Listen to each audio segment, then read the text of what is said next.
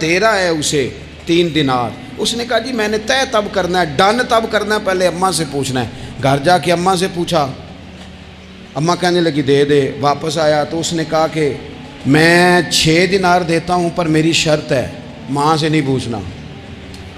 اس نے کہا تو 12 بھی دے, ڈن تب بھی ہونا ہے جب اماں نے کہنا ہے. وہ جب اس طرح کی اس نے گفتگو کی, واپس اپنی والدہ کے پاس گئے, کہنے لگے اماں سمجھ نہیں آتی, 3 دینار کی گائیں بندہ 12 میں خریدنے کو تیار ہے, شرط لگاتا ہے کہ اماں سے نہیں پوچھنا. تو والدہ کہنے لگی پتر پہلے اس سے جا کے پوچھ کیا وہ ہے کون. یہ کوئی روحانی معاملہ ہے, کوئی غیبی مدد ہے, پوچھ. اس سے جا کے پوچھا تو وہ کہنے لگا میں تو فرشتہ ہوں اللہ کا, تو نے گائیں بیچنی نہیں, اس لیے کہ تیرا باپ بھی نیک ہے, تیری ماں بھی نیک ہے, رب تیرے رزق میں برکت پیدا فرمانا چاہتا ہے. ماں باپ نیک ہونا رزق میں برکت ہو جاتی ہے. ماں باپ نیک ہوں, ان کی صالحیت کا اثر پہنچتا ہے بچوں تک.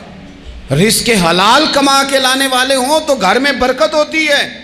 جا کے کہا کہ تیرے ماں باپ نیک تھے, اسے نہ بیچنا گائے کو, تو کیا کریں. کہنے لگے بنی اسرائیل والے سوال کر کر کے خود مشکل میں آ گئے. اب وہ ایسی گائے جو جوان بھی ہو, یہاں تو ہر غریب آدمی اپنی گائیں یہاں لگا دیتا ہے, کھیتی باڑی میں یہاں لگا دیتا ہے, کنویں میں پانی نکالنے میں, تو یہاں تو ہر ایک کی گائیں. تو ایسی گائیں جس کا رنگ بھی اتنا پیارا ہو, زیادہ بوڑھی زیادہ بچی بھی نہ ہو, اور ابھی تک کھیت میں بھی نہ لگی ہو, وہ سوائے تیرے کہیں نہیں ہے. اس نے کہا چل پھر مہربانی کر بتا میں کتنے کو دوں گائیں, اگر وہ آ جائیں تو کتنے کو بیچنی ہے. اسے کہنا کوئی نہیں, ریٹ تو زیادہ کرنا ہی نہیں. ان سے کہنا گائے کے اندر سے گوشت نکال دیں اور جتنا گوشت ہے اتنے پیسے بھر دیں, اس کی کھلڑی بھر دیں. اب وہ بنی اسرائیل والے ڈھونڈتے پہنچ گئے. کہا جناب گائیں 3 دینار کیا 6 لے لو. اس نے کہا نا بھائی, ذبح کروں گا, گوشت نکالوں گا, جتنا وزن گوشت کا ہے اتنے پیسے بھرو گے, کھال میں تو پھر گائے تمہیں ملے گی. اب مجبور تھے, کیا کرتے. ابن کثیر حدیث لائے ہیں, امام سیوطی نے در منصور میں بھی لکھی ہے. نبی پاک صلی اللہ علیہ وسلم نے فرمایا سنو جوانوں, اور اسے دل کی تختی پہ لکھو.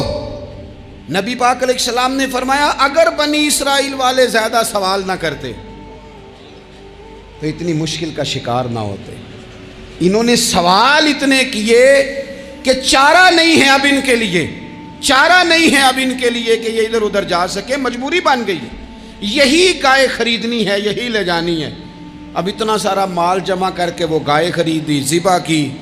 تو مقتول کو جب اس کا ایک حصہ مارا تو اس نے اٹھ کے کہہ دیا یہ جو